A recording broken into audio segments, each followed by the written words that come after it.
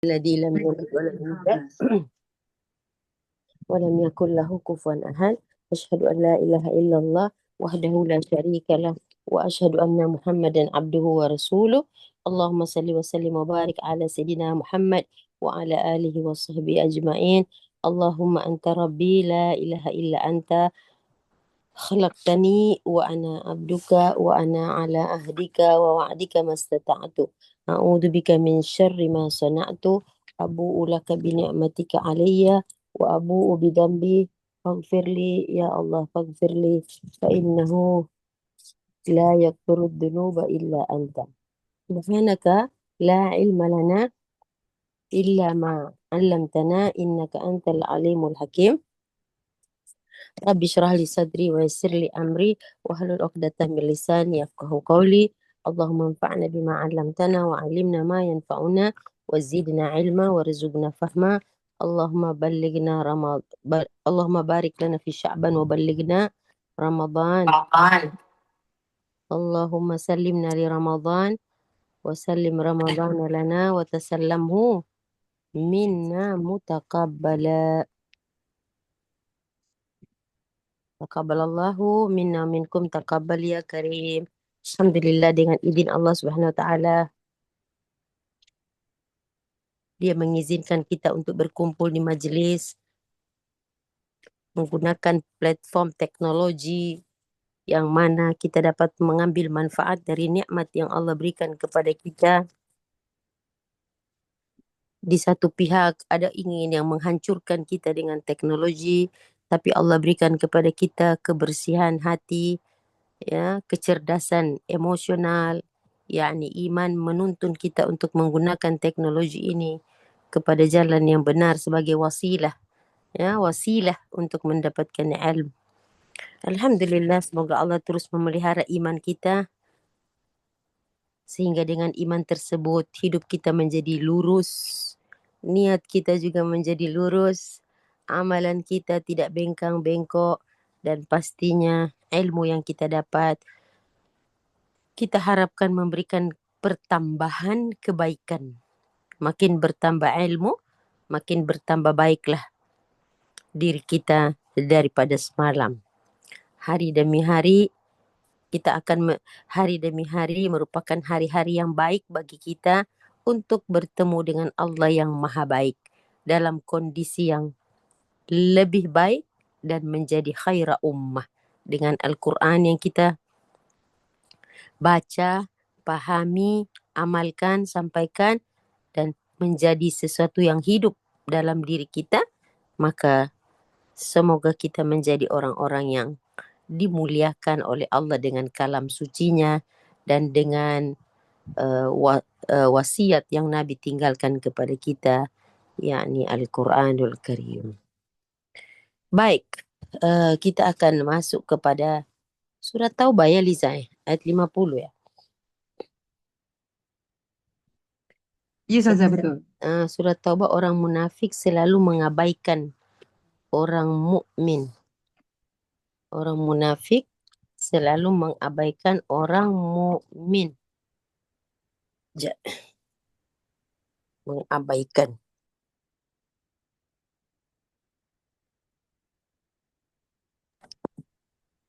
Kita sudah tahu siapa yang disebut munafik. Munafik ialah imannya keluar, kufurnya di dalam. Orang munafik imannya terkeluar, tapi kufurnya ada di dalam hati. Jadi perbuatan orang munafik itu indah-indah saja. Ya, di luarnya indah-indah. Iman nampak di luar, tapi di dalamnya membusuk, di dalamnya rusak. Maka kalimat yang paling pendek untuk orang munafik ialah iman di luar, rusak di dalam, begitu. Atau iman di luar, atau di dalam kufur, di luar, di luar nampak iman, tapi di dalam nampak ingkar. Baik, kalau kita melihat ayat 50 ibu-ibu ya, yakni dia bermula dari ayat 44. Ayat 44, silakan buka surah At-Taubah. Kalau kita lihat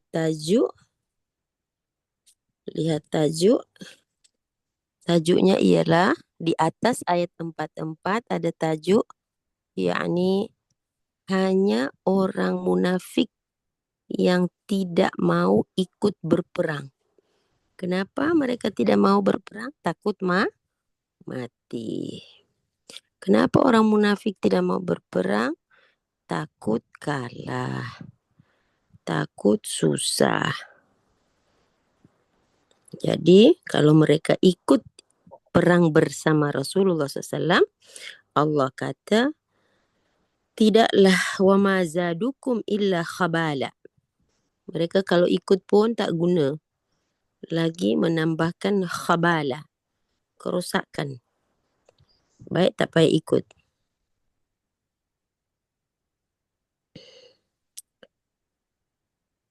Jadi ayat 44 itu saya nak tunjuk tajuk je. Hanya orang munafik yang tidak mau berperang. Bagi mereka yang mempunyai Quran ada subtitle, senang dia tengok.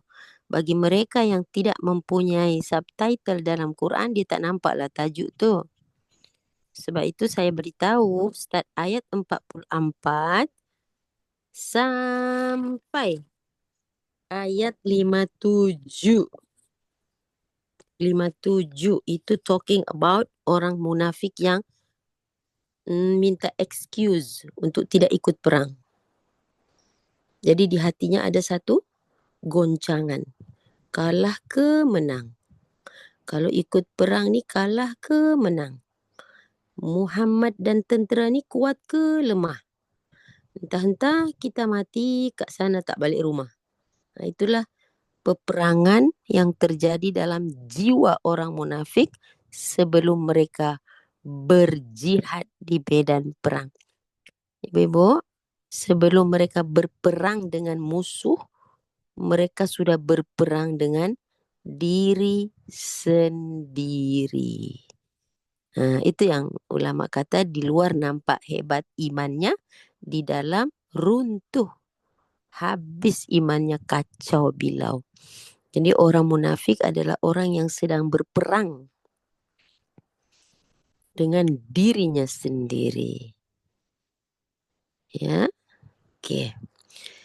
A'udzu billahi minasyaitonir rajim. Bismillahirrahmanirrahim. La yasta'dhinuka alladzina yu'minuna billahi wal yawmil akhir an yujahidu bi amwalihim wa anfusihim wallahu alimum bil muttaqin.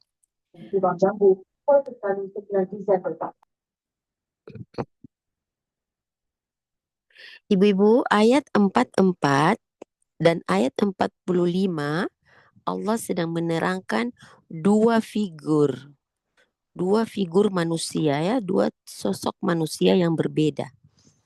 Yang pertama, alladzina yu'minuna billahi wal yaumil akhir. Ustazah sedang membaca ayat 44. Alladzina yu'minuna billahi wal yaumil akhir. Yakni orang-orang yang yu'minun, beriman, billahi, kepada Allah, wal yaumil akhir. Ada apa dengan orang beriman? La yasta'dhinuka. Mereka tidak akan minta excuse. Mereka tidak akan minta izin untuk tidak ikut berperang. Maknanya dorang akan berperang. Mereka tidak minta excuse. Tapi ayat 45, innama yasta'dhinuka, sesungguhnya hanya saja yang akan meminta izin kepadamu, wahai Muhammad, untuk tidak ikut berperang adalah alladzina la yu'minuna billahi wal yaumil akhir. Beda kan? Di atas alladzina yu'minuna billahi wal yaumil akhir. Di bawah ayat 45, alladzina la yu'minuna billahi wal yaumil akhir. Golongan kedua, golongan yang imannya samar-samar, tidak jelas. mereka mesti akan minta izin karena dia menggunakan innama, confirm, sure. Mereka akan innama yasta'dzinuka. Mereka akan minta izin untuk tak nak pergi perang. Wartab wartabat kulubuhum. Hati mereka ada raibun, ada ragu. Kenapa diorang tak nak perang, Ustazah? Saya cakap tadi dah. Kuat ke Islam, Muslim punya tentera ni? Kuat ke Muhammad dengan tenteranya? Cukup ke peralatannya? Hebat ke strateginya? Ini balik kita kalah ke menang? Balik ni entah-entah mati ke hidup. Ada raibun. Wartabat. Wartabat. Ada ragu-ragu dalam hati mereka. Sudah tahu ya? Jadi mereka berperang dengan dirinya sendiri sebelum maju ke medan perang. Fahum fi raibihim. Raibihim. Ada raiba, bimbang, ragu. Yataraddadun. Dimainkan, diputar balikkan, dipusing-pusing, dibolak-balikkan oleh maju mundurlah dengan pergi ke tidak, ikut ke tidak, maju ke tidak nih. Jadi itu maksudnya hum fi raibihim yataraddadun. Berbolak-balik mereka punya keadaan jiwa. 46. Walau aradul khuruj. Dan jika mereka mau berangkat juga, la'addu lahu uddah. Tentu mereka siap-siapkan mereka punya preparation untuk keberangkatan itu. Tapi nampaknya Allah pun tak suka bila mereka nak berperang. Walakin karihallahu. Tapi Allah sendiri tak suka mereka punya. Sebab Allah sudah baca dia punya condition of their soul, their heart. Allah sudah bisa. Allah maha tahu. Ya, tengok tu di atas. Wallahu alimum bil muttaqin. Penutup ayat 44. Allah sudah tahu dah apa gejolak hati mereka. Jadi kalaupun mereka nak buat satu persiapan, walakin karihallahu. Allah tidak suka. Ya, walakin karihallahum bi'athahum. Keberangkatan mereka, perutusan mereka ke perang tu Allah pun tak suka. Fasabbatahum. Maka Allah kasih lemah dia punya semangat, keinginan mereka. Wa qila qa'udu ma'al qa'idin. Duduk saja di rumah, tak usah pergi. Sebenarnya bukan sebab mereka tak nak pun. Tapi Allah dah tahu dah orang ini nak buat apa. Kalau datang pun dia mendatangkan satu mudarat kepada pasukan yang lain. Dia boleh mengacau di dalam. Yang dia kacau itu, ya menakut-nakuti mereka. Ya, kemudian mengabaikan kekuatan mereka. Ya, meragukan kemenangan. Itu semua. Jadi Allah kata, fathabbatahum. Dikatakan kepada mereka, mereka jadi lemah, ya, keinginan mereka. Dengan demikian, ya letihlah berperang dengan jiwa sendiri. Akhirnya, yang ada ialah putus semangat. Dan waqilah, dikatakan kepada mereka, sudah tak payah pergi. Qa'udu, duduk je di rumah manis-manis. Tak usah ikut. Tak payah. Sebab itu yang kamu lagi suka kan? Qa'udu ma'al qa'idin, duduk je bersama orang-orang yang tinggal. Siapa itu orang-orang yang tinggal? Ya mungkin orang tua-tua, mungkin anak isteri. Duduk je sama-sama dengan orang kat rumah. Karena biasanya mereka bagi alasan, kita tak boleh pergi lah, ada isteri kat rumah, ada anak, ada jaga ibu bapa. Dia akan buat reason seperti itu. Ya. Jadi jangan meniru-niru alasan. Alasan bisa diterima, tapi kalau alasan yang dibuat-buat, ini jangan sampai ada pada kita. Jom ada majlis taklim. Tak boleh lah. Nampaknya hari ini macam Sebenarnya boleh je, tapi dia memberat-beratkannya. Jadi itu sifat orang-orang munafik. Lau kharaju fiikum 47 ya. Andaikan mereka berangkat ada dengan kamu sama-sama di dalam situ, mereka ini tak ada nilai tambah, tak ada value. Kalau ada pun mazadukum illa khabala. Mereka hanya bisa menambah kerosakan je. Ya, khabala. Kerusakan. Kalau ada pun bukan menambah kebaikan, menambah mazadukum.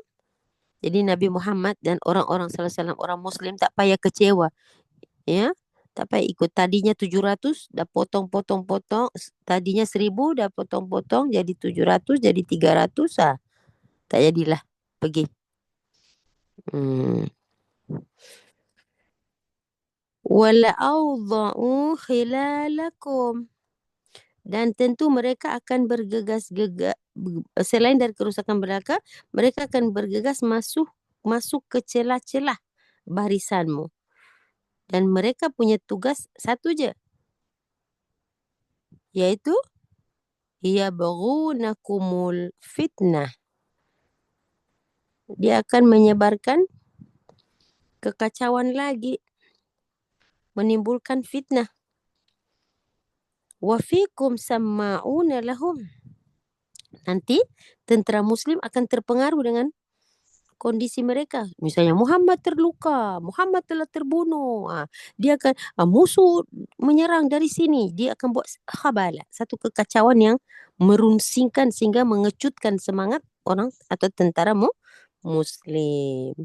Wallahu alimun bidzalimin. Wallahu alimun bidzalimin. Perkataan dalam ayat 44 sama dengan ayat 47.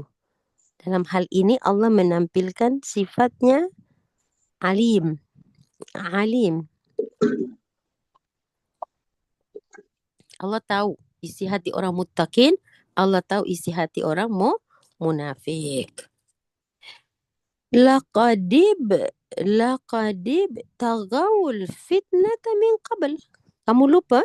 Sebelum ini mereka memang kerjanya hebat dalam mencari-cari kekacauan. Inilah kerja mereka, menimbulkan fitnah min qabl. Wa qallabu lakal umur. Mereka mengatur pelbagai macam, memporak-porandakan, membolak-balikkan urusan kamu. Al-umur ialah segala urusan orang-orang, umat Islam. Hatta ja'al haqqu.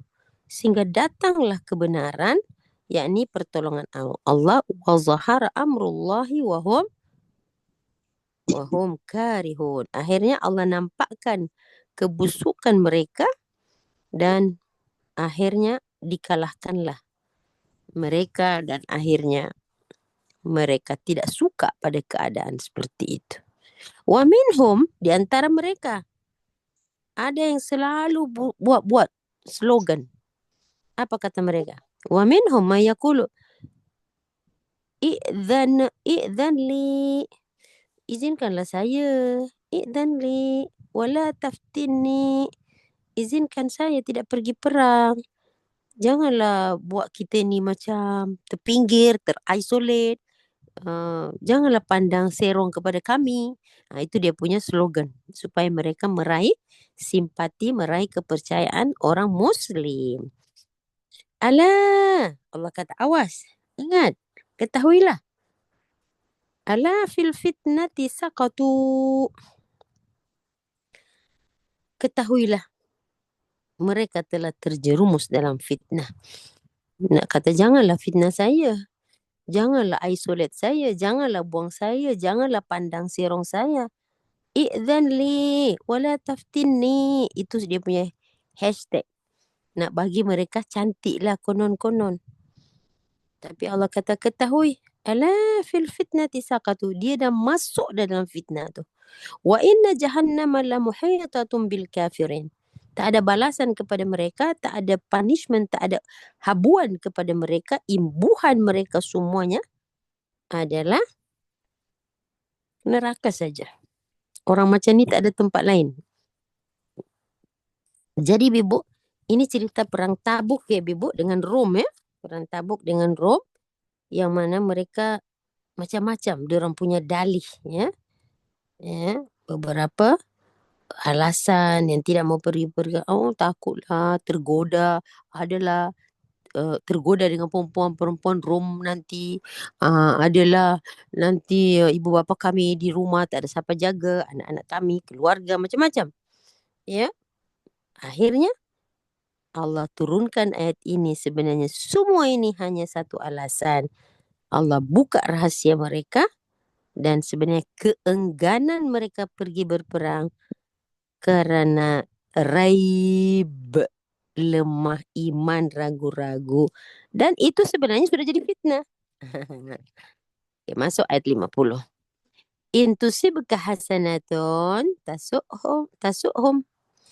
Jika kamu mendapat kebaikan, mereka menjadi tidak senang dengan kebaikan yang kamu dapat, wahai orang muslim. Wa in tusibka musibah, kalau yang menimpa orang muslim itu satu bencana, dia macam padankan muka. Yaqulu qad akhadna amrana min qabal wa tawallaw wa hum farihun. Sesungguhnya kami sebelum ini sudah tengok tahu urusan kami ini untuk tidak pergi berperang. Itulah. Jadi kalau kalah, kalau orang Islam tu kalah atau tidak memperoleh kemenangan yang sebagaimana yang diharapkan, itulah dia akan cakap. Itulah kan kita dah cakap dulu, tak payah pergi. Itu namanya apa? Pengecut ya. Ah, jadi dia akan cuci tangan. Dia akan berlepas diri. Ya, itulah ada cakap jangan pergi, nak pergi. Dia padankan muka orang Islam, tentara Muslim. Kad akhadna amrana min qabl wa yatawallaw wa hum farihun. Sesungguhnya kami sebelumnya telah memperhatikan urusan kami, iaitu kami tak nak perang. Itu yang kami minta izin tak nak ikut. Allah kata, itulah wahum farihun. Mereka gembira bila ada sesuatu musibah menimpa orang-orang Islam. Musibah maksud Ustaz apa? Ya mungkin tidak menang, tidak kalah, tidak menang, mungkin banyak yang terbunuh, mungkin terjadinya yalah hasil perang tu menang atau kalah tetap mendukacitakan ada nyawa yang melayang, ada harta yang terbuang, terbinasakan. Ya, macam orang kata apa? Eh, apa? Menang jadi arang, kalah jadi abu. Iya kan? Itu perang tuh begitu. Lepas tu dengan arang tadi itu bolehlah dibangunkan sesuatu pula. Ya, kalau kalah jadi abu, habu. Menang pun bukan jadi apa, jadi arang. Jadi tapi maruah ada. Ya, Islam tak pernah jadi habu ya, Ibu. Qul Muhammad, katakan kepada mereka, la yusibana illa ma kataballahu lana. Mau menang, mau kalah, semua sudah tertulis pada catatan Tuhan. Tidak akan menimpa kami melainkan apa yang sudah ditetapkan oleh Allah. Itulah yang terbaik yang ditetapkan oleh Allah bagi kami. Kita tawakal. Huwa maulana. Jika Allah tetapkan kalah, ada kebaikan di sebalik kekalahan. Jika Allah takdirkan menang, ada kebaikan di sebalik menang. Iya, cantik ya. La yusibana illa ma kataballahu lana huwa maulana. Dia adalah kami punya pelindung. Wa 'alallahi falyatawakkalil mu'minun. Itulah ayat 50 ditutup dengan ayat 51. Selanjutnya sampai ayat berapa tu? 57 berbicara lagi tentang bagaimana sikap-sikap mereka. Sekejap Ibu ya. Mana tu? Jadi akhirnya mereka Izin mereka itu menyebabkan mereka untuk minta dimaafkan untuk tidak usah ikut saja berperang. Hmm.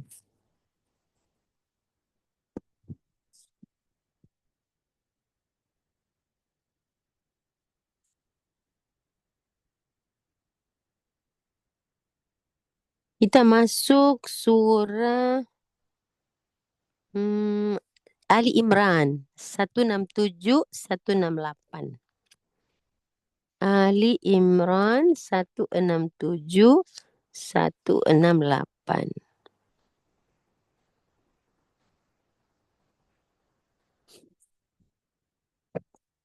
Ali Imran ni Ibu ya. Surah Ali Imran 167 168.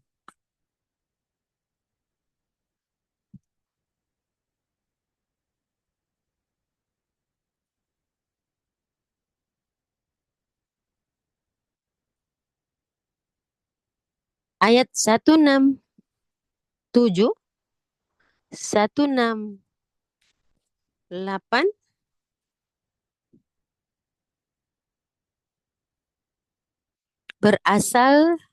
berpunca dari ayat 165.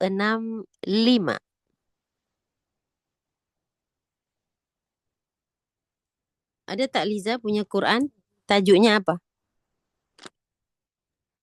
Beberapa sifat orang munafik. Kan tengok bersebaran ini sifat orang munafik ini terlalu banyak. Di sana ada, di sini ada. Sebab mereka banyak Ibu, tapi kita tidak bisa kesan. Ya, sungguh banyak sifat-sifat mereka. Itu yang disebut ulama 70 sifat mereka dalam Al-Quran. Dari yang sekecil-kecilnya sampai sehalus-halusnya Allah bongkarkan. Kan? Mari kita lihat 165. Awalamma asabatkum musibah qad asabtum mithlaiha qultum anna hadha qul huwa min indi anfusikum innallaha ala kulli syai'in qadir.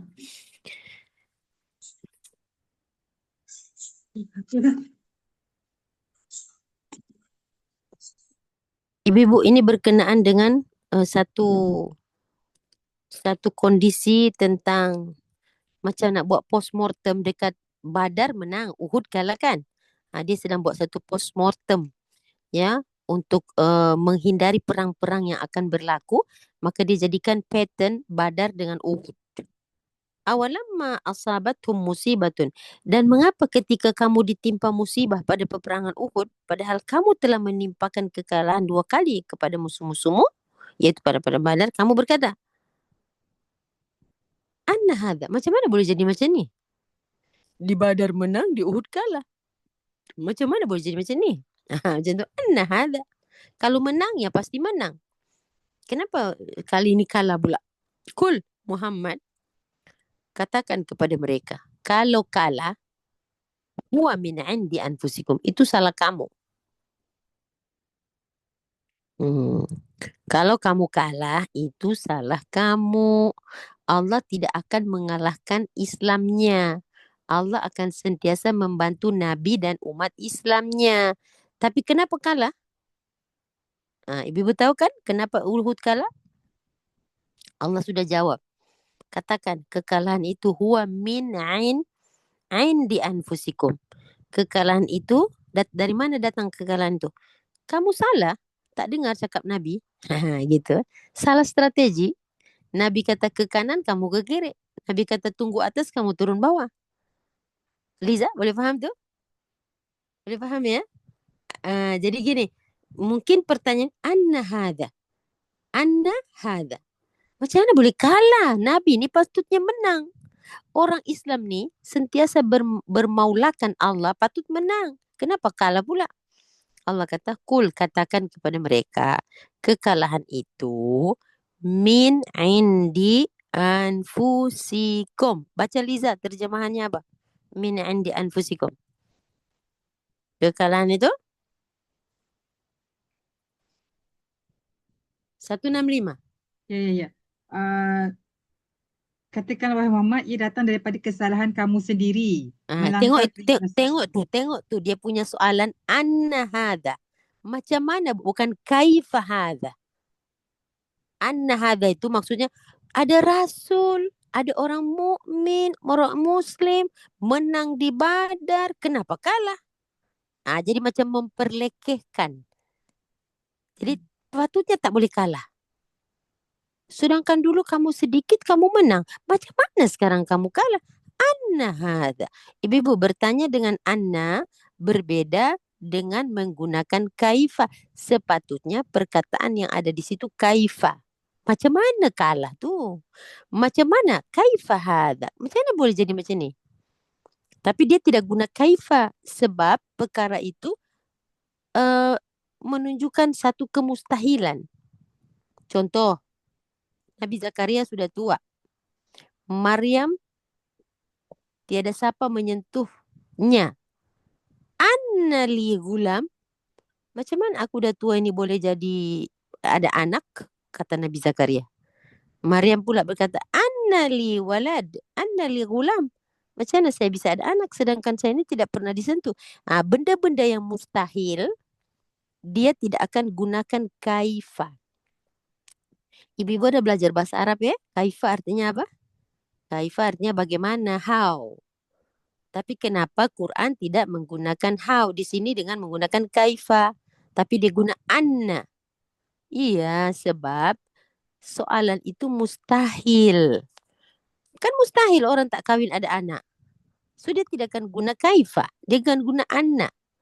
Mustahil istri Nabi Zakaria itu mandul. Kok bisa ada anak? Mustahil ada Rasulullah SAW ada menang di Badar. Macam mana Uhud ni kalah? Jadi dia tidak berkata dengan kaifa tapi anna. Ini cantiknya Al-Quran. Nak membedakan perkara itu sebenarnya mustahil pun. Tapi kalau nak jadi, jadi juga. Tapi Allah kata, ya, memang semua itu dari Tuhan. Tapi kekalahan itu dari diri kamu lah. Kak Maja boleh faham ya? Dahsyat ya? Dahsyat sekali. Kita kena, Quran telah sedang mengajarkan kita benda yang mustahil berlaku tapi berlaku, dan perkara yang tak mustahil berlaku pasti juga bisa berlaku. If something possibility to happen, kita tak adalah tanya Anna. Saya kahwin, tak ada anak 10 tahun, saya berubat, ada anak. Oh, okey lah tu. Tapi kalau doktor kata, kamu mandul, tak bisa ada anak. Macam isteri Nabi Zakaria. Loh, kok ada anak? Itu Anna. Anna li gulam. Dia sendiri tanya, macam mana aku ada anak? Maryam langsung tidak disentuh. Lam yamsasni bashar. Lam yamsasni bashar. Tak ada siapa menyentuh aku. Macam mana boleh ada anak? Jadi memang satu kemustahilan. Nah sekarang, mustahil tak pasukan Islam Muslim kalah di Uhud? Mustahil kan? Sebab Badar dia dah menang. 300 lawan 1000. Kan mustahil itu menang. Tapi menang. Sekarang macam mana you boleh kalah di Uhud pula? You ada pengalaman apa? Jadi Allah kata, iyalah, kalah boleh jadi. Ada Nabi di situ, ada senjata komplit di situ. Tapi kalau salah strategi, huwa min indi anfusikum. Itu salah kamu sendiri. Wallah, innallaha ala kulli syai'in qadir. Allah boleh je buat apa-apa. Yang mustahil, boleh. Tidak ada yang mustahil pada Tuhan. Masuk 166. Wa ma asabakum yawmal taqal jam'ani fabi iznillah. Cantik ayat ni, Ibu. Apa saja yang menimpa kamu pada hari bertemunya dua pasukan. Tengok apa Allah letak situ. Fa bi iznillah. Allah izin walaupun pada akalmu mustahil. Allah izin menang di Badar, Allah izin kalah di Uhud. Dia menggunakan izin, iznillah. Iznillah itu dia refer pada something yang kita tak boleh buat tapi Allah boleh buat. Itu fa bi iznillah. Waliya'lamal mu'minin. Dan Allah tahu siapa yang orang beriman yang boleh accept benda ni. Orang beriman je boleh accept tanpa ragu, tanpa tanya. Kenapa? Bagaimana bisa jadi gitu? Subhanallah. Dan ini semua Allah buat, sebenarnya Allah nak uji kita. Waliya'lamal ladzina nafaqu. Allah nak ukur, nak tahu. Allah sedang mengetes mana hati-hati yang ada mukmin, iman, mana yang ada nifaq. Tengok ada perkataan apa penghujung 66, 166.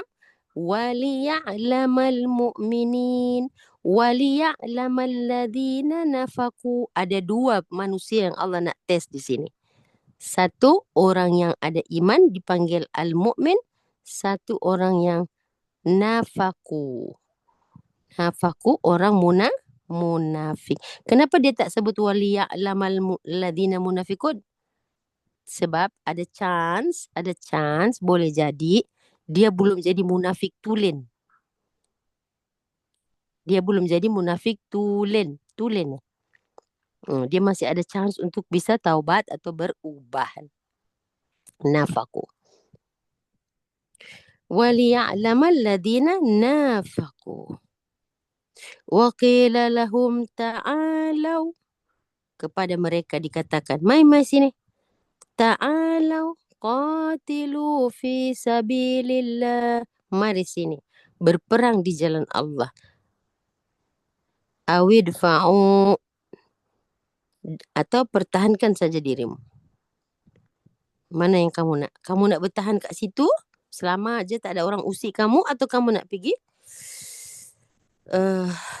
berperang di jalan Allah. Qalu. Mereka kata apa? Lau na'lamu qitala. Sekiranya kami tahu akan terjadi peperangan. Lattaba'nakum. Kalau kami tahu nak jadi perang, kami nak ikutlah.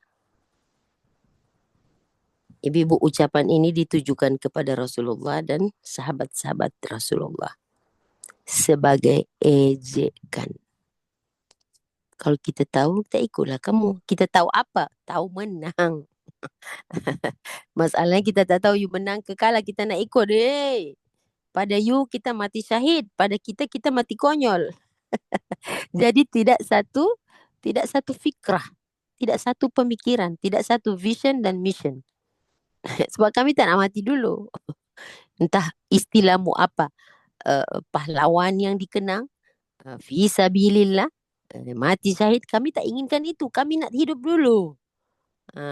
Ini bukan ucapan gelaran kenangan selepas kita mati. Kita nak hidup. Kita tak siap. Jadi ini ejekan ibu-ibu. Karena mereka memandang Nabi ini tidak tahu taktik berperang. Baru 2 tahun sudah perang. Baru tahun kedua udah perang Badar. Tahun ketiga pula Uhud kalah. Kita nak ikut perang Tabuk ke ni? Jadi wajar keraguan-raguan mereka itu bermain-main di hati dan fikirannya. Tambah-tambah orang Islam tu sedikit. Tapi Allah kata, kita nak test lah. Liya'lamal mu'minin. Waliya'lamal ladzina nafaqu. Jadi ibu, ucapan itu yang tadi Ustazah baca ta'alau tu. Ta'alau qatilu fi sabilillah awidfa'u. Itu sebenarnya Allah cabar mereka. Kemudian mereka punya jawaban tu memang bernilai ejekan. Yang mana itu nilai ejekan tu? Lau na'lamu qitalan lattaba'nakum.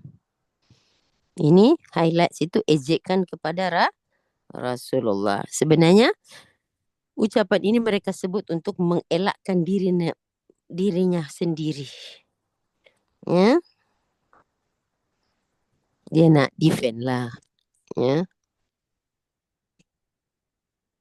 Jadi macam macam apa satu percaturan, tak confirm ni menang ke kalah, menang ke kalah. Walaupun yang pertama menang tapi di Uhud dah kalah. Perang ketiga dia pun macam nak ikut tak, nak ikut tak. Jadi hanya sekedar eh hiasan di bibir saja. Ucapan yang sangat pengecut. Hum lil kufri yauma idzin aqrabu minhum lil iman. Pada hari itu sebenarnya Allah kata mereka aqrabu minhum lil iman. Pada hari itu mereka lil kafirina yauma idzin aqrab. Pada hari itu antara iman dan kufur mereka lebih dekat kepada kufur. Mereka pada hari itu, hari apa tuh? Hari Yaumal Taqal Jam'an, bertemunya dua pasukan. Pada hari itu mereka lebih dekat kepada kekufuran daripada keimanan. Jadi condong betul. Jadi bukan 50-50 ya. Allah baca, Allah kasih tahu isi hati mereka yang ada di dalam jiwa mereka. Allah kata nampak gayanya hum lil kafirina yauma idin akrabu minhum. Kekafiran lebih akrab ke jiwa mereka dibandingkan daripada keimanan. Masuk ayat potongan selanjutnya, nak tutup. Bi'afwa yaquluna bi'afwahihim. Mereka cakap je pakai mulut. Afwahim. Ustazah sudah banyak kali berkata, apabila ayat Quran menggunakan afwahihim, afwah, mulut, itu 100% bohong. Kalau 50% pakai apa? Lisan. Kalau ibu-ibu jumpa sedang tadarus, sedang tilawah, sedang ngaji-ngaji-ngaji, ada perkataan afwa, mulut, afwa, mulut, bukan afwa. Kalau afwa lain.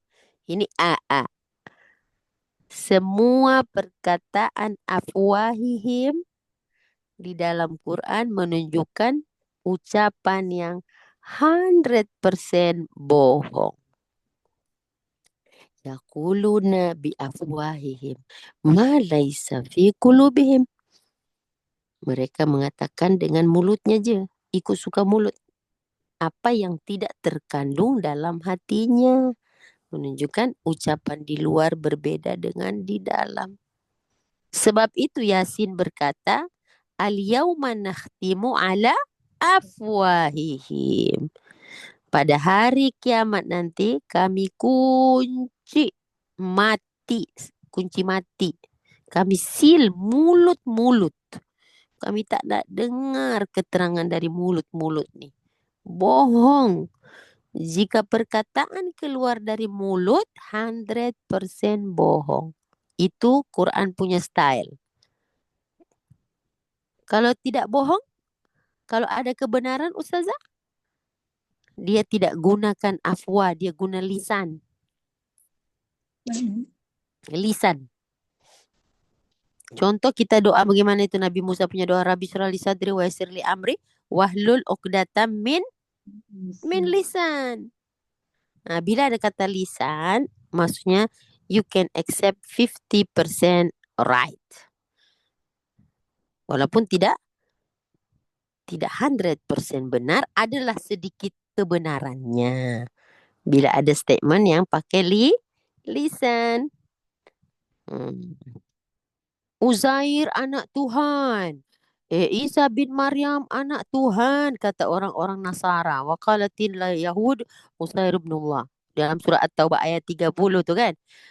Allah kata, itu semua perkataan ikut afwahihim. Jadi apa-apa yang keluar suka hati ikut sedap mulut tu, Allah tidak akan pakai kata lisan. Tapi Allah pakai mulut. Dan ternyata ucapan di mulut itu tidak sama dengan ma laisa fi qulubihim. Tidak sama dengan apa yang tersimpan di hati. Wallahu a'lamu bima yaktumun. Allah tahu apa yang mereka sembunyikan. Oh, dahsyat ya ibu. Ayat 168 penutup untuk grup yang sifat orang munafik nih. Alladzina qalu li ikhwanihim. Ini orang-orang yang mengatakan pada ikhwan, saudara-saudaranya. Wa qa'adu, dan mereka tidak, yang mana mereka tidak turut pergi perang. Qa'adu, duduk-duduk aja di rumah. Santai-santai aja di rumah. Lau ata'una ma kutilu. Sekiranya mereka ikut kita, tentulah mereka tidak terbunuh. Nah, ini lagi kata-kata yang melemahkan semangat. Coba kamu tak ikut. Coba dia tak ikut. Tentu dia tak mati di sana. Ah, orang-orang yang mengatakan kepada saudaranya dan mereka tidak turut pergi berperang. Sekiranya mereka ikut kita, tentu mereka tidak terbunuh. Coba you jangan berperang. Mungkin you masih ada di sini lagi. Nah, ini kan kata-kata racun yang menjadikan orang itu sebagai seorang pengecut. Maka Allah nasihatkan, kul, katakan kepada mereka ini yang mindsetnya takut mati ini, fadra'u, tolaklah kematian itu dari dirimu. Kamu duduk di rumah pun boleh mati. Coba kamu tolak kematian. Kamu ingat medan perang je bisa kamu mati. Duduk di istana pun boleh mati juga. Fadra'u anfusikumul maut. Oke. Kamu duduk-duduk dengan istri, dengan anak. Ya. Mati tak bisa datang. Emangnya hanya di medan perang. Memanggul senjata. Mengangkat senjata. Itu yang bisa menyebabkan kematian? Belum tentu. Khalid bin Walid tak mati-mati pun. Khalid bin Walid 20 21 tahun berperang di jalan orang kafir. Lagi 2 tahun Rasulullah nak wafat sallallahu alaihi wasallam baru dia masuk Islam. Itu Khalid bin Walid. Rasulullah punya dakwah berapa? 23 tahun kan? 21 tahun. Khalid bin Walid itu masuk Islam ketika Fathul Mekah. Lagi 2 tahun Rasulullah nak wafat. 2 tahun lebih sikit lah, tak sampai 3 tahun. Khalid bin Walid, Abu Sufyan masuk Islam. Berapa tahun bermusuh itu? 21 tahun. Lebih kurang. Coba. Dan Khalid bin Walid hidup sampai zaman Khalifah Umar ya. Umar ke Utsman. Lama tuh. Tak mati pun mati di atas katil. Makanya dirakamkan oleh sejarah Khalid bin Walid ini berkata, aduh, kematianku ini adalah kematian sangat memalukan. Berapa kali aku pergi perang tak mati-mati. Rupanya Allah tak tentukan aku mati di medan perang. Allah tentukan aku mati di atas katil. Walaupun aku telah berniat untuk mati sebagai seorang syahid. Muhammad katakan kepada mereka, fadra'u anfusikumul maut. Ya apa tak apalah kalau kamu tak mau pergi perang sebab takut mati, kamu di rumah tolak mati itu. Bisa enggak? Tetap tak bisa juga. Ainama buruji musannada, musayyada. Walaupun kamu di benteng yang kuat, tetap itu yudrikumul maut. Kematian akan mendatangimu. Kalau kamu orang-orang benar, in kuntum sadikin, tolaklah fadra'u anfusikumul maut. Ini kan satu satu bentuk perkataan yang membuat apa ya? Allah letakkan keputusan macam ni. Pedih. Kita yang baca pun takut. Macam mana orang yang mendapat arahan kata ini ditujukan kepadanya? Itulah ibu-ibu, maksudnya Allah akan tahu orang munafik. Siapa tokoh orang munafik yang kita selalu pinjam? Abdullah bin Ubay bin Salul, atau biasa dikatakan namanya Ibnu Salul. ibnu Salul. Tokoh munafik yang mati, tapi anaknya Islam, merengek-rengek untuk minta kepada Nabi SAW jubah. Maka Nabi kasih pinjamlah jubah tu. Eh, jadi Ibu, ada riwayat mengatakan bahwa ayat ini menunjukkan Rasulullah SAW keluar bersama 1.000 orang sahabat. Bila sampai pada sempadan Madinah dan Uhud tu, Abdullah bin Ubay itu dia pergi dengan sepertiga orang. Dia bilang begini, mereka mentaatinya dan mereka membantahku. Kami tidak tahu kenapa mereka nak berperang di sini. Ibu tahu kan Abdullah bin Ubay ini dia macam Superman lah dekat Madinah tu. Ya, Superman. Jadi bila orang-orang Madinah sudah mendapat hidayah dan beralih kepada Rasulullah, dia tercabar. Dia nak sokong Nabi ke, dia nak perang Nabi ke, macam mana ni? Kalau dia perangi Nabi, dia tak dapatlah populariti. Kalau dia sokong Nabi, hatinya sedang berulat. Dia tak mau kedudukan Nabi SAW di atas dia sebab dia Superman. Jadi mereka menaati Muhammad dan mereka membantahku. Kita pun tak tahu kenapa nak perang ke sini. Hmm. Jadi samar-samar keimanan dia. Ya. Jadi mereka membantah dan enggan pergi berjihad. Abdullah ini dia dalam keadaan sakit karena di depan Rasulullah dia bagus-bagus. Di belakangnya dia mainkan peranan untuk menarik. Buat satu attraction supaya jangan ikut Muhammad. Hmm. Ibu baca ya tentang Abdullah bin Salul. Jadi kedudukan Rasulullah SAW di Madinah itu kuat, tapi Abdullah bin Salul dalam keadaan mengabaikan kedudukan itu dan coba untuk attract orang Islam. Tidak usah ikut perang. Jangan ikut saya, tapi tak usah tolong Muhammad. Macam itulah dia punya trik. Kalau kamu tidak berada di pihak saya, tidak apa-apa. Tapi kamu tak payah menolong Muhammad. Jadi bila tidak menolong Nabi Muhammad, maknanya kelemahan di pihak Islam lah kan. Pecah-pecah. Politiknya memecahkan. Hmm. Oke, Ibu. Jadi mereka lebih mendambakan Nabi Muhammad itu sedikit yang menyokong supaya lebih mudah pada nasib kalah. Hmm. Oke.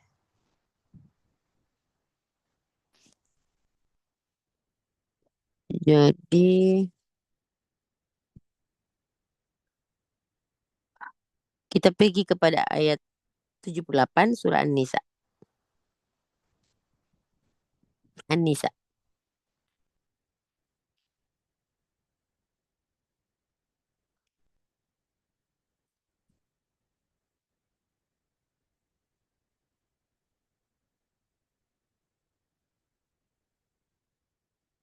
Ini kan ada kaitan tadi yang Ustazah cakap tuh. Kan Allah suruh bilang kepada mereka, fadra'u. Kalau kamu memang tak nak perang because of takut mati, fadra'u an anfusikumul maut. Awak ingat awak boleh tolak kematian ke kalau awak duduk-duduk di rumah? Coba tolak kematian tu. In kuntum sadiqin, kamu kalau mau tolak mati, you punya alasan tak nak perang because of mati, tolaklah kematian tu. Bisa ke? Kan tidak bisa menolak kematian. Maka datang ini ayat 6, ayat 78 surah An-Nisa, Ibu.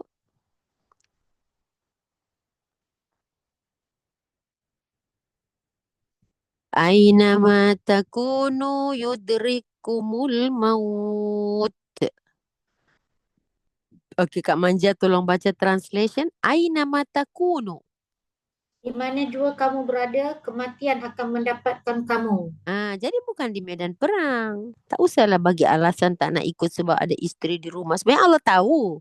Kamu tak sedia mati nih. Ya. Walau kuntum fi burujim musyayyadah.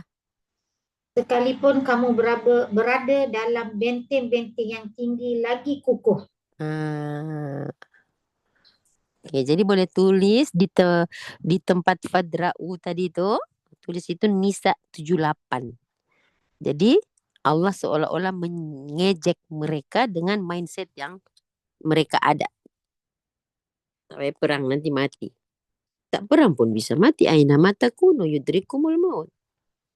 Walau kuntum fi burujim musyayyadah.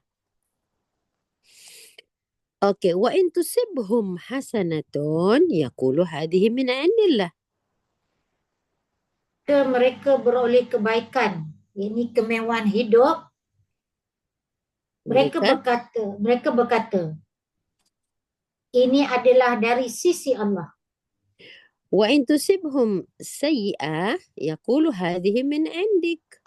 Dan jika mereka ditimpa bencana, mereka berkata, kalau terjemahan Kak Anjir dia tulis sial. Iya. Ini semuanya sial, ini adalah dari sisi engkau, wahai Muhammad. Tengok tu. Dia akan akui kalau menang Tuhan bagi. Kalau kalah, ini Pak, engkau punya pasal lah ni. Dia tak salahkan Tuhan. Hebat tak diorang ni? Main-main tak? Jadi percaya kepada Allah separuh-separuh ini. Ya kan? Dia salahkan Nabi Muhammad. Jadi macam mana iman tu? Jadi Allah kata, kul Muhammad katakan kullum min indillah. Allah tak terima kata-kata mereka itu. Walaupun mereka kata kalau baik dari Tuhan, kalau buruk daripada engkau. Allah tak terima benda tu. Makanya Allah luruskan kul kullu min indillah. Artinya apa? Katalah wahai Muhammad, semua itu kebaikan dan bencana adalah berpunca dari sisi Allah. Dia mau baik ke mau buruk semua Allah sudah bikin aturan-aturannya. Semua Allah sudah bikin aturan-aturannya. So tidak perlu salah menyalahkan. Semua ada hikmah-hikmahnya. Jadi kalau begini maka jadi begitu. Kalau begitu jadi begini. Nah, yang baik itu Allah sudah tentukan. Kalau bikin begini baik. Kalau bikin begini jadi buruk. Artinya buruk itu sudah diciptakan oleh Allah. Buktinya kita baca apa? Qul a'udzu birabbil falaq min syarri ma khalaq. Jadi pisau boleh memotong, pisau juga bisa memotong jari. Tengok bagaimana keadaanmu ketika menggunakan. Boleh faham ya, Kak Manja? Kalau Allah tidak menciptakan keburukan, ya, sebagai akibat dari sesuatu, maka apa? Potonglah tangan. Tak terpotong juga sebab Allah tidak menciptakan keburukan pisau itu menghiris dan membuat tubuh berdarah. Tapi kedua-duanya Allah buat. Ini positifnya, ini negatifnya. Macam mana kamu menggunakan itu? Ikhtiarnya dari kita lah.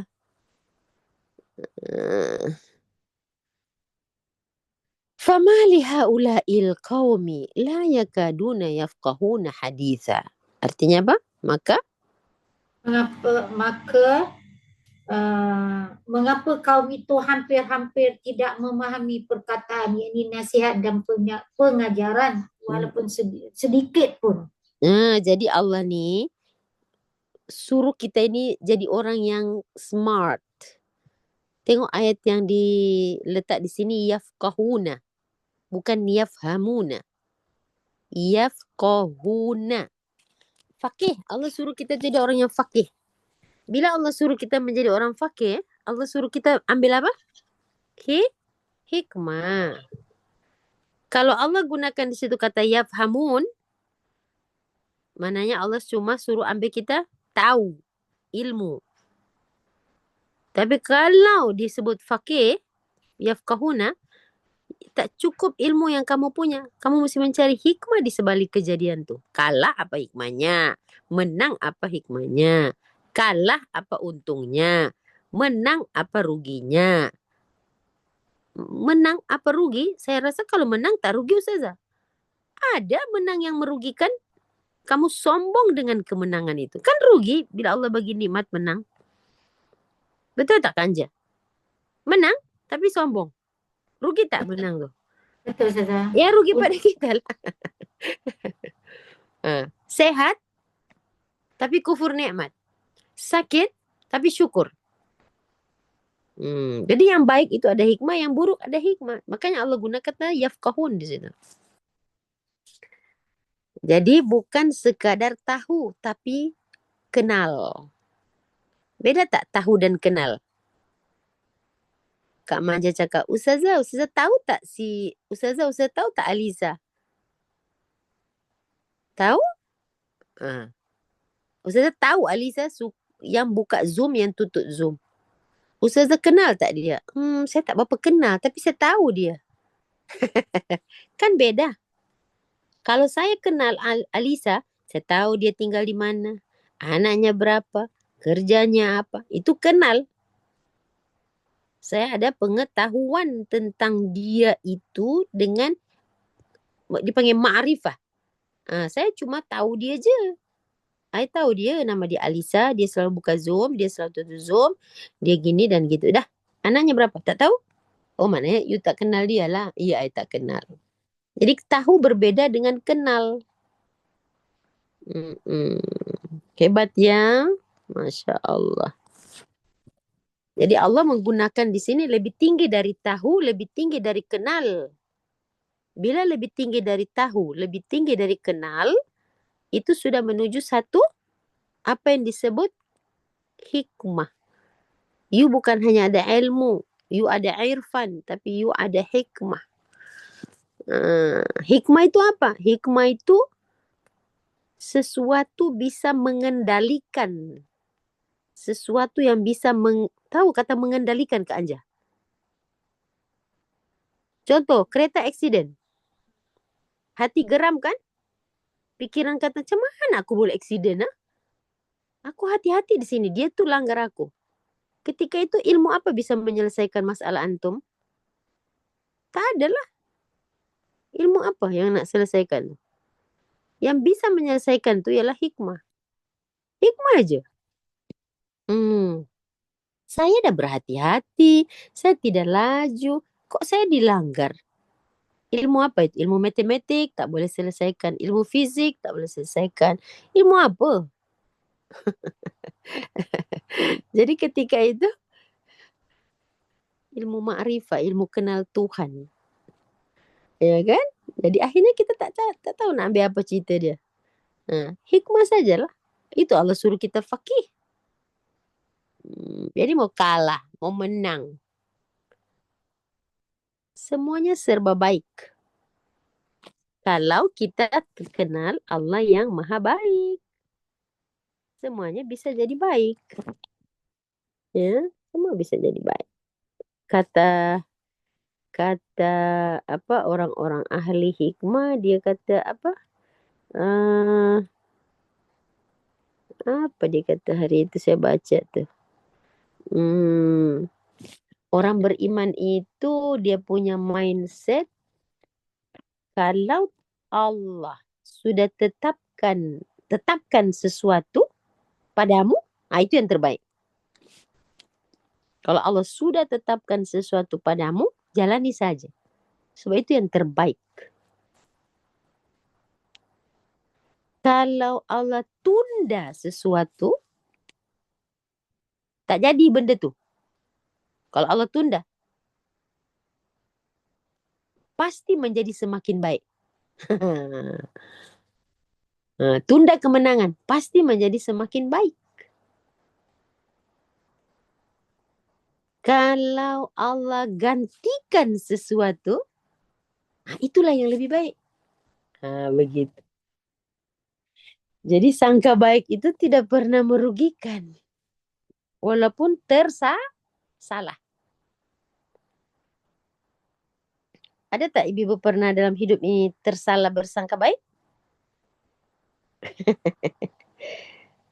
Pernah tersalah bersangka baik kan Anja? Rugi tak? Pernah Ustazah, Rugi tak? Rugi tak? pastilah rugi, Tak menyesal. rugi. Ya ke? Tersalah Pasal tersalah bersangka baik tidak akan merugikan kita. Tersalah saya ingat bayar pun tak baik. Tak rugi sebab kita berada pada platform baik. mungkin masa tu tak faham lagi. Tersalah bersangka buruk, walaupun benar, buruk dia. Sebab tidak dibenarkan kita bersangka buruk. Ini sudah high level punya thinking lah. Dia dah tak pakai akal tu. Dia dah pakai kebersamaan antara hati dengan akal. Sudah bisa kompromiskan seiring sejalan antara hati dan akal. Kalau cuma akal saja, mana boleh tersangka baik, salah sangka baik, rugilah. Itu kita baru pakai akal. Sebab Allah kita kan maha baik. Macam Ustaz telah cakap. Kak Manja berjumpa dengan orang baik. Anda bertemu dengan apa? Kebahagiaan. Kak Manja hari Selasa berjumpa dengan orang tak baik. Allah sedang memberi pelajaran. Rugi ke? Kan tak rugi. Ya Allah Ustazah hari ini jumpa dengan orang tak baik. Tapi saya dapat pelajaran. Gitu kan? Hari Rabu Kak Manja berjumpa dengan orang yang jahat. Dia tu jahat Ustazah. Ya Allah. Kata Allah, kau tak rugi. Kau berjumpa dengan pengalaman. Pengalaman kan guru besar. Jadi mana yang buruk di situ? Tak ada buruk. Yang satu memberikan kebahagiaan. Yang kedua memberikan pelajaran. Yang ketiga memberikan pengalaman. Tengok orang kalau nak bekerja. Kalau tak ada pengalaman. Kan gaji dia rendah. Tapi kalau orang itu dia tidak pengalaman, kan gaji dia lebih rendah. Betul tak? Awak pernah bekerja di mana? Ya kan?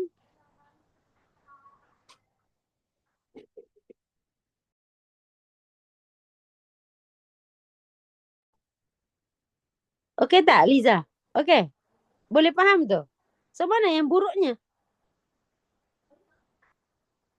Dalam apa keadaan memang kita kena mesti bersangka baik.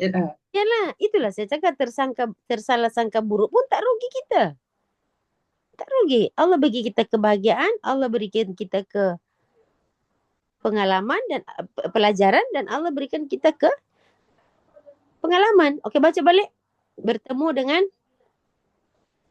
3 kondisi. Hari Senin bertemu dengan orang baik. Jumpa sa'adah. Kebahagiaan. Hari Selasa berjumpa dengan orang tak baik. Maka Allah tunjuk pelajaran. Hari Rabu berjumpa dengan orang jahat. Allah sedang give you experience. Okay, Liza ulang balik 3-3 ni. Situasi tak tahu lah Ustazah nak sebut, tapi kita melalui dengan bersangka baik dan yang 3 tadi, Ustazah punya statement tadi tu. Isnin, Kak dia bantu ya. Orang Isnin kita bertemu atau berjumpa dengan orang baik. Jadi ianya memberi kebahagiaan. You berjumpa dengan orang baik, you happy tak? Happy. Berikan you kebahagiaan, happiness. Next, hari Selasa berjumpa dengan orang tak baik. Allah sedang memberi pengajaran. Pengajaran ataupun pelajaran. Hari Rabu? Hari Rabu bertemu dengan orang jahat. Dia memberikan pengalaman. So mana yang buruk kat situ? Tak ada. Tak ada.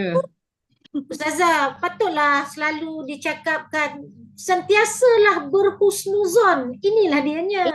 Memanglah itu saya cakap. Kalau tersalah bersangka baik. Ustazah, saya hari Rabu tu mudah-mudahan tak berulang lagi. Kenapa Kak Manja? Saya jumpa di orang jahat, betul lah. Saya, kalau saya tidak belajar ini, saya kata, iya ke? Na'uzubillah. Ya ke, kenapa Hmm. hari itu saya punya tahajud lebih banyak dari hari lain? Kok Allah pertemukan saya dengan orang jahat? Di situ saya pun, kenapa? Kenapa? Kenapa you nak tanya-tanya? Kenapa? Allah Maha berkuasa. Illa yasha Allah.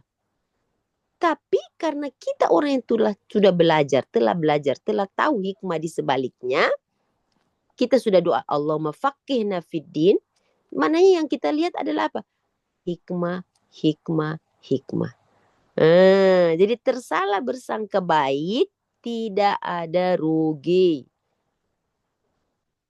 Rugi kah? Tak rugi lah. Tak rugi Kak Manja. Kak Manja dapat pengalaman. Ya betul Ustazah. Ya Allah. Betapa banyaknya kesilapan yang dilakukan selama ni. Iya, pengalaman itu adalah guru besar, betul tak?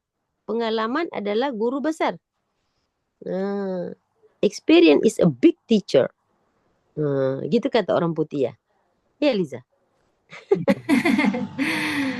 Allahu Tapi Akbar. Ustazah, ini ada satu soalan. Dia kata, salam Ustazah, macam mana nak sentiasa redha dan bersangka baik tu? Boleh kongsikan cara yang terbaik? Statement tadi sudah cantik lah. Nak bagaimana macam mana? You punya Tuhan yang maha baik. Adakah dia nak buat you tak baik? Coba. Dia maha baik. Apa yang Allah sudah takdirkan, qadakan, itulah yang terbaik. Kalau Allah tunda, itu apa? Kalau Allah Semakin tunda, baik. Semakin baik. Pasti yang lebih baik. itu semakin baik padamu. Kalau tertunda, semakin baik. Jadi yang kita lihat adalah hikmah, hikmah, hikmah. Jadi macam mana nak redha? Bersahabatlah dengan hikmah. Itu je jawabannya. Tapi kalau Allah ganti Ustazah, Lebih baik. itu lebih baik padamu. Allah tetapkan pada kita hari ini sehat. Terbaiklah. Siapa tak suka sehat? Allah tunda, hari ini saya sakit. Allah kata nanti seminggu lagi kau baru baik. Maka kita menjadi semakin baik kita. Ketika sakit itu semakin baik. Ada tak orang, saya nak tanya Liza, chance untuk buat dosa ini ketika kita sakit ke sehat? Sihat. Jadi bila Allah bagi kita sakit, menjadi lemah tak kita? Mood buat dosa Lemah. turun. Susah nak buat dosa. Sebab tak sihat. Pada waktu kita sehat, mungkin kita solat duduk, tapi hati kita tunduk. Betul tak? Saya tak boleh berdiri Ustazah 1 minggu ni, sendi-sendi saya sakit. Disitulah you punya hati menjadi tawaduk. Ada chance tak orang sakit jadi sombong? Taklah. Hati dia terus jadi hopefully aku sehat. Dia sedang meminta kepada siapa sehat? Takkan kepada ubat. Kepada yang maha pemilik asy-syafi, sehat. Nah, ketika Allah gantikan kesehatanmu tadi menjadi kesakitan, ternyata engkau tidak sembuh dalam seminggu, nanti sebulan, itu lebih baik bagimu. Kau mulai makannya berhati-hati, kau mulai menjaga your lifestyle. Kan itu lebih baik. Coba you sehat terus, semua you makan. Betul tak?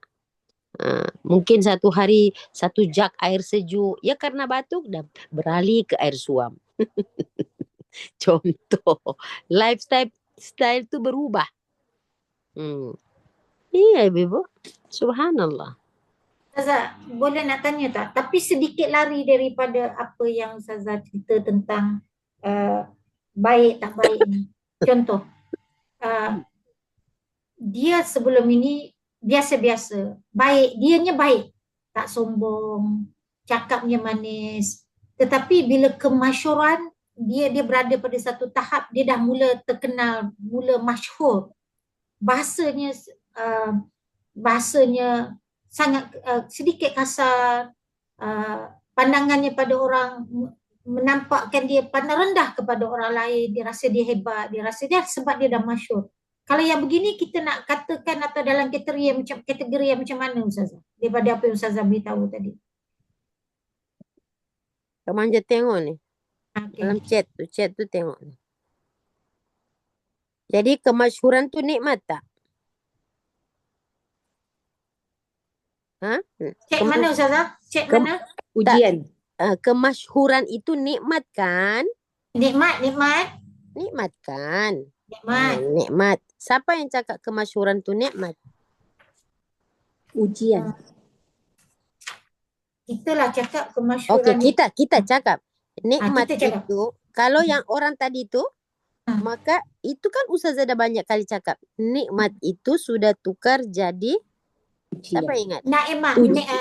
Nikmat. Nikmat bertukar menjadi nikmah. Itu Nikmah. nekoma. Nikmah. Aduh. Nekoma. Niqmah. Nikmah. Jadi nikmat sudah tukar menjadi niqmah. Kemasyhuran yang membuat lupa, kecantikan yang membuat sombong, kekayaan yang membuat bongkak. Itu semua bukan nikmat lagi. Dia dah tukar jadi niqmah. Nikmah. Ibu-ibu, saya selalu menyanyi solawat badar sebagai contoh. Salatullah, salamullah ala Taha Rasulillah. Salatullah, salamullah ala Yasin Habibillah. Ilahi, salimil ummah. Tuhan, salimil ummah. Selamatkan umat ini. Minal afati wan niqamah. Bukan wan ni'mah. Ilahi, wahai Tuhan, salimil ummah. Selamatkanlah umat ini. Minal afati, dari penyakit-penyakit. Wan nikmah, minal afati wan nikmah. Wa min hammin wa min ghummah. Wa min hammin wa min ghummah. Bi ahlil badri ya Allah. Bi ahlil badri ya Allah. Itu bukan nasyid biasa, itu doa. Tuhan, selamatkanlah umat ini daripada 4 perkara. 1, afati. 2, niqmah. 3, hammin. 4, ghummah.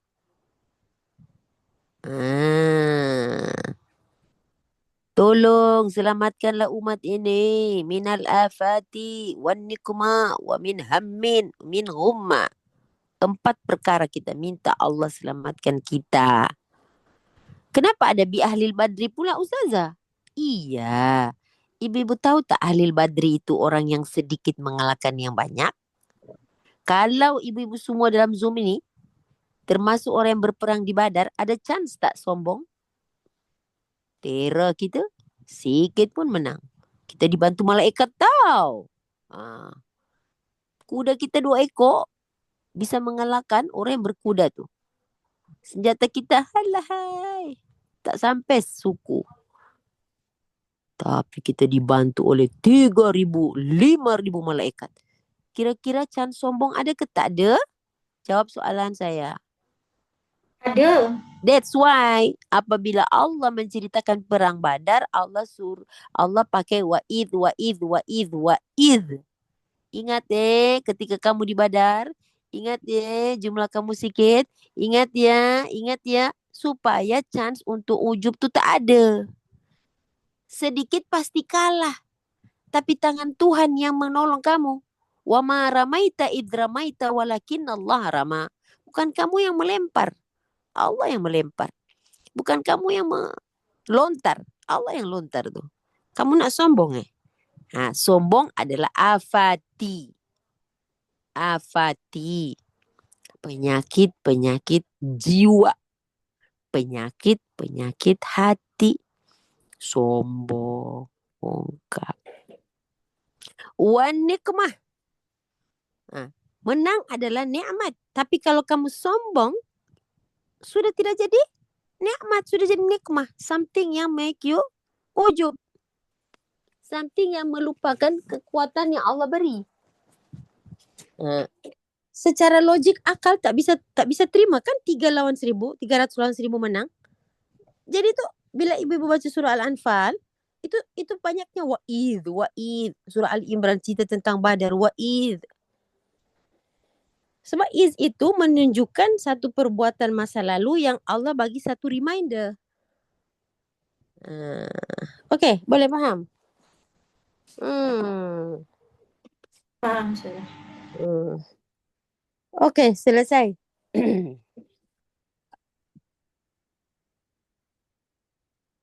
Standby surah An-Nisa 72 next class nanti insya-Allah. 72 dan Al-Ahzab 20. An-Nisa 73 72 73. Al-Ahzab 20.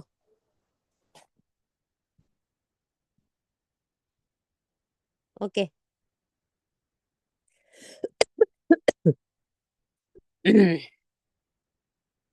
Bulan puasa ada kelas ke cuti Liza? Lupa saya. Ada Ustazah. Okey, baik. InsyaAllah. Next class insyaAllah kita jumpa. Saya ada kelas di luar. Kak Anja tak pergi Elmina? Hari ini? Rumah Anum. Itulah Ustazah. Ada besan nak datang Ustazah. Tetamu tengah hari. Okey. Okey, Bibu. Sekian pengajian hari ini. Next class kita sambung dengan surah yang saya sebut tadi. Masih ada kaitan dengan yang tadi. Karena orang-orang munafik mengabaikan orang mukmin, orang Muslim. Ya, abaikan tu apa? Ya, tidak memperhitungkan kekuatan. Ya, melemahkan posisi orang Islam itu. Jadi mereka ragu-ragu. Ada raibun. Next class, mereka punya excuse untuk tidak ikut perang itu ditonjolkan dalam ayat-ayat yang saya sebut tadi. Al-Ahzab dan surah An-Nisa 70 dan berapa tadi? 72 ya. Okey. Sekian pengajian ini. Barakallahu li wa lakum fil Qur'anil azim. Hadanallahu iyaya wa yakum ajma'in wal 'asr innal insana lafi khusr illa alladziina amanu wa 'amilus shalihat wa tawassaw bil haqq wa tawassaw bis sabr. Allahumma ij'al Qur'ana lana fid dunya qarina wa fil qabri munisa wa fil qiyamati syafi'a wa ala sirati nura wa minan nari sitra wa hijaba wa ilal jannati rafiqa wa ilal khairati kulliha dalila wa imama bifadlika wa judika wa karamika ya arhamar rahimin. Sallallahu alaihi wasallam Muhammad wa ala alihi washabihi wasallam. Walhamdulillahirabbil alamin. Assalamualaikum warahmatullahi wabarakatuh. Syukran ibu-ibu, jazakumullah khair. Barakallahu fikum. Terima kasih Ustazah. Syukran. Assalamualaikum. Terima kasih semua. Ustazah Samiuni. Terima kasih Aliza. Sama-sama. Alhamdulillah dapat juga masuk.